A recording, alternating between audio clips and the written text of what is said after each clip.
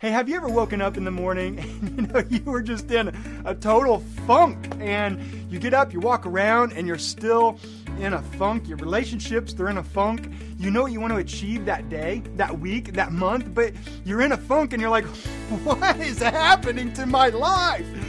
And I'm not talking about chronic depression, but more like flatlining, a case of the blues, or you're just having trouble pulling that internal motivation out of it. You know what you need to do, but you're having trouble getting out of it. Well, is there a way that you can get out of the funk? And it's not just like a life hack that helps once and every now and then, but rather you could have something that changes something internally in you so that you rarely, if ever, go back in to having the funk again. And the answer to that is yes, there is.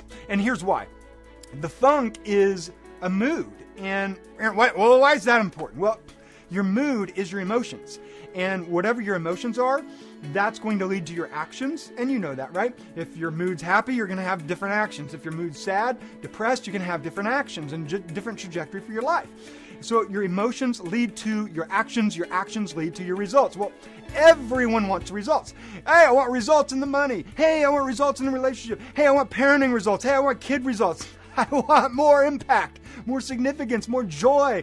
I want more results. And people forget to look at and examine their mood. We teach kids all the time, here's the derivatives, here's the arithmetic, and we're sending them to school, but we never have them evaluate their moods and train them on their moods. And it might be one of the most important things that you can do with your life. If you don't evaluate your moods, well, life's going to be harder, right? I mean, it feels harder. Work's a drag, and we wake up in a funk. But here's $1 million idea. Measure your mood and do it once an hour.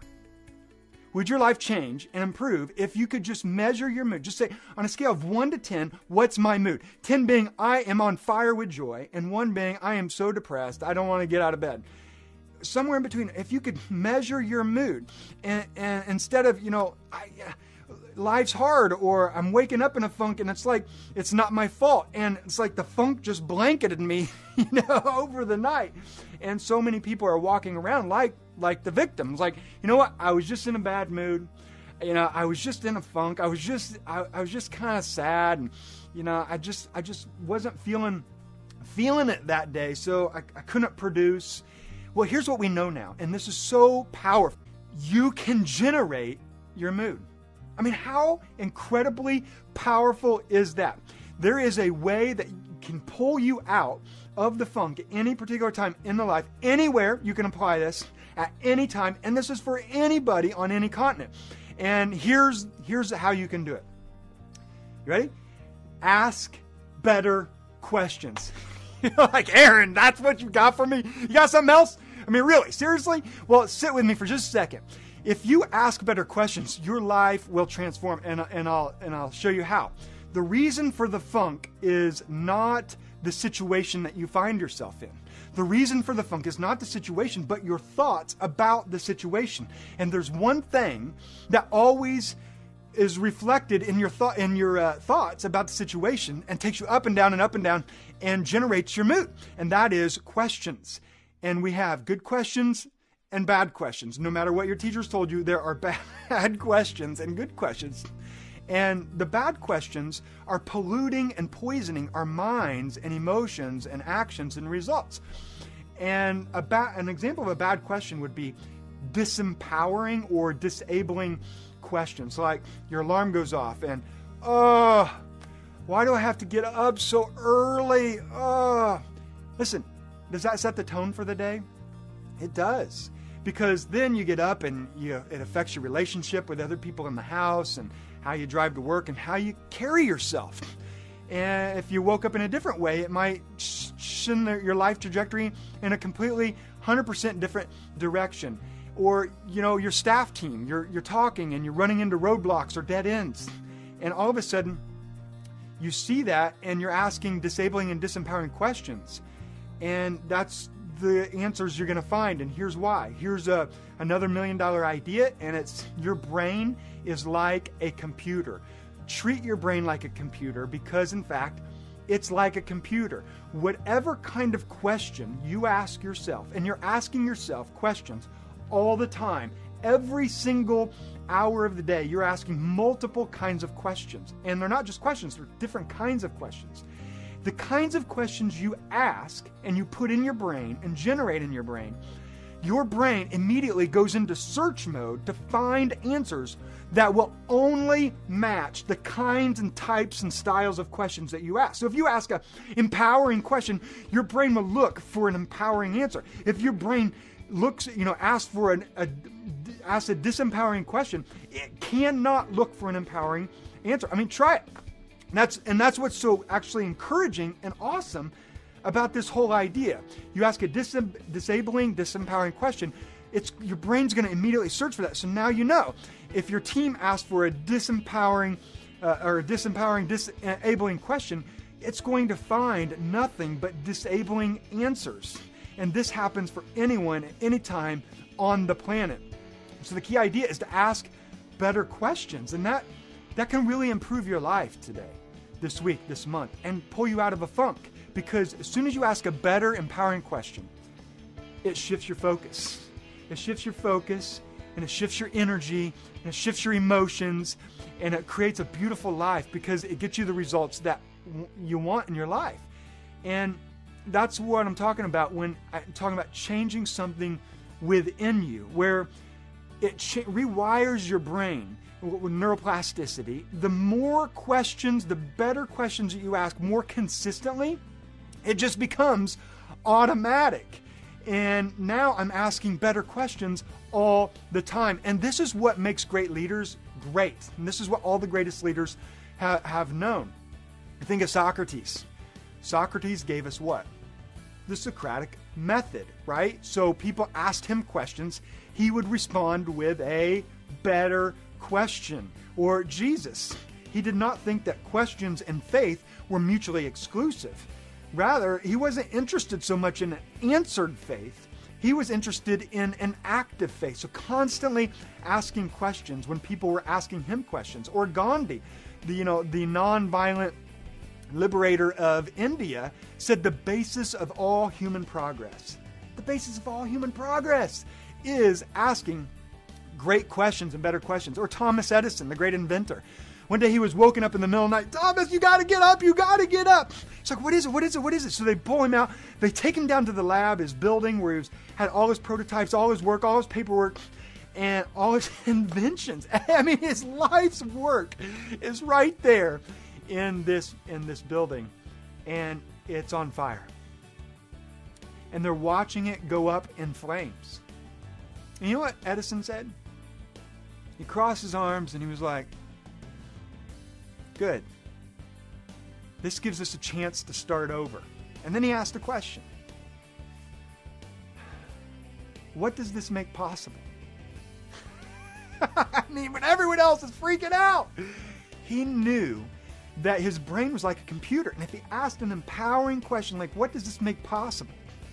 He would find his brain would go into search mode for empowering answers. And in that year, despite all the loss that he had financially as well, in 1 year, his team was energized by that question, and they had a $10 million net gain. And Einstein even said, if you give me the world's toughest problems and give me 1 hour to solve it, I will spend the first 55 minutes asking really good questions and 5 minutes finding the solutions. And Martin Luther King said, you know what? We're doing a lot of great things here, but what's our big question? Well, you know what it is. What's our dream? And that led him to put, hand and pen to paper and write, I have a dream. And everybody was mobilized and energized and profoundly touched and inspired because he asked a great question. So that's the answer. The question is the answer for your life. So you're looking for answers to get out of the funk. You're looking for answers to improve your life. You're looking for answers to 10x your business or your marriage or your relationship. Well, ask better questions because you're always asking the questions. Just shift to an empowering question rather than a disempowering, disabling question where your shoulders go down, your eyes go down, you look down, you're kind of frowning. Ask an empowering one. It's like, okay, what does this make possible kind of thing? So here's 2 tips, 2 takeaways, 2 things that you can do with an empowering question. One is play offense. So many people are playing defense. They're like, Aaron, what are you talking about? Well, circumstances happen in our lives all the time. You're in a circumstance right now. You're going to be in a circumstance in 1 hour, 2 hours, 10 hours, the next day and the next day. All, life is circumstances. But your life doesn't have to be based on circumstantial events, even though you're within circumstances. And your questions, if you're playing defense with questions, you're allowing the circumstances to generate your questions. And you don't have to do that. Instead, you can always bring and have a package of questions ready despite the circumstances. So the next funeral you go to, instead of allowing the funeral to generate your questions, or the job loss, allowing that to generate your questions, or the fight, allowing that to generate your questions, if you do that, that will probably put you in a disempowering state. And that could lead to the funk, and that could lead to a case of the blues, and lead to maybe even depression over the course of time. And the trajectory of your life goes in that direction. But I'm not saying, I'm just going to be so happy, and it's not a happy-go-lucky approach. It's acknowledging the circumstances. Crap is going to happen in your life. Bad things are going to happen to you. But if you generate better questions, you will tackle those circumstances in a whole new positive way for your life. So play offense. The next time you have an adversity, like Edison, you could say, well, what does this make possible? The next time you have an event strike your life, instead of just trying to survive, ask questions that allow you to thrive in the circumstance. With Jesus, it's like, hey, Jesus, people are going to hell. And Jesus is like, hey, have you thought about heaven? What's heaven like? I mean, he would respond with better questions all the time. The next time the stuff hits the fan, just think about what does this make possible in my life? The next time the staff's thinking dead end, just back up and say, what are 10 good questions we could ask about these circumstances, rather than the circumstances generating negative, disabling questions. And it will push you past the perceived limitations in your life. So that's tip number 1, which is play offense. Tip number 2 is this: tie all your questions to your emotions. And you're like, Aaron, I'm not an emotional guy. I'm not an emotional gal. You are. Just like fish are in water, humans are emotions. And everything that you and I do is based on our emotions, and based because we want to feel something. And I mean, that's a huge takeaway just right there. Every human being that you encounter is trying to feel something, and that's why they're doing whatever they're doing. They want to feel something. Every action is connected to an emotion, to a feeling. So tie your questions, tether your questions to your feelings. And I'll show you how by some examples of empowering questions. And I would love, by the way, after I give you some examples, for you to comment underneath here and say, you know what, here's another empowering question that we could all use in this community to improve our lives and transform our teams and businesses and marriages and children and so on. So leave those questions below. We'll tackle them, we'll use them, and improve our lives. And the reason why we want empowering questions is most people respond by saying, Aaron, it's just the deck of cards that I was handed in life. That's all I got. Or some people say, this is the deck of cards I got, and I'm going to sit and play them the best I can. Well, here's what I'm trying to communicate to you in this video. Get up from your card table and change card tables and change your deck of cards completely. That's within your power when you ask empowering, better questions, is to change card tables altogether. So, what are some of those empowering questions? Well, I ask one every single morning that I wake up. My eyes, as soon as they open, this is the first, I've trained my brain. Like, I can't even not do this now. I've trained my brain over consistency. Neuroplasticity has taken place to say, Aaron, what am I grateful for today? Right now, what am I grateful for? Like, that's the first thing that I ask. That's the first inner voice. What am I grateful for? And I immediately search for 3 to 5 things, maybe around the room. I'm grateful for the wall. And I tie it to my feelings. So I'm grateful to my wall, or for my wall. And how do I feel about that? I feel pretty good because there's no hole in the wall, and that's keeping me warm, So I'm just really grateful for that. Or I'm grateful for the ceiling, or I'm grateful for this bed, or I'm grateful for the gym because I'm on my way to the gym, or I'm grateful that I'm going to have a full belly today. And I just find 3 to 5 things. I say, this is what I'm grateful for, and how does that make me feel? And I start to feel really good. Does that set the tone for the day? Absolutely. And you can do the same thing. Some other questions. Question number 2 is, what is possible for me today? Like today, what's possible? What's possible for me this week, this month? And how does that make me feel? And I'll just feel it for a second. That doesn't take but longer than 15 seconds. Or if I want to go about it in a different approach, a creative approach, I'll say, what does my 7-year-old version self of me think is possible for the adult me? Like if my 7-year-old self was sitting at the table for me and I said, what's possible for me? What do you think's possible for me? And he could talk to me. And you did the same thing and she could talk to you. It's like, what would they say? Or if you believe that there is a God and that this God is for you, like if you said, you know, is God for me? And you said yes. Then you say, if God is for me, what does he or she think is possible for my life today? You know, that's a pretty powerful question. Or when I think about the future, what am I excited about? And how does that make me feel? Like really excited about what pumps me up? What date on the calendar is getting me all jazzed up? And how does that make me feel? Or who do I love and who loves me and how does that make me feel? Or if I knew that I wouldn't fail at this task or project or dream, what would I do today? Or what are 3 steps that I could do today that would make me feel really proud tonight if I accomplished those 3 things? Just those 3 things. I would lay my head down at night.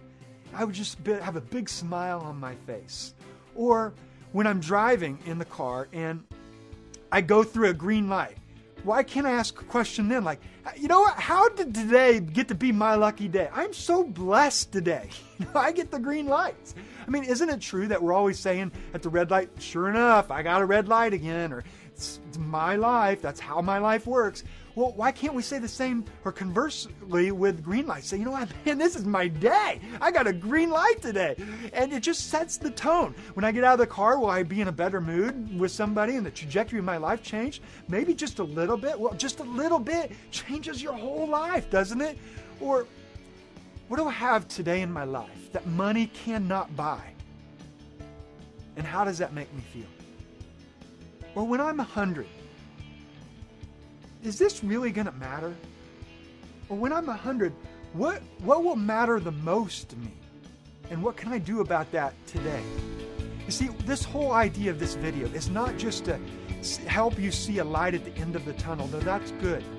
But rather, when the tunnels come and you can't predict what's going to happen tonight or tomorrow, and the funk and all that, but to ask better questions gives you a switch, a light switch in the tunnel, and you can flip on the light switch in the tunnel. So before you know it, by flipping on that light switch over and over again and consistently asking better questions, not only will you flip the switch on and see in the tunnel and appreciate where you are and where you can go and have clarity about the next step and the next step and the next step till you're out of the tunnel and you get out of the funk.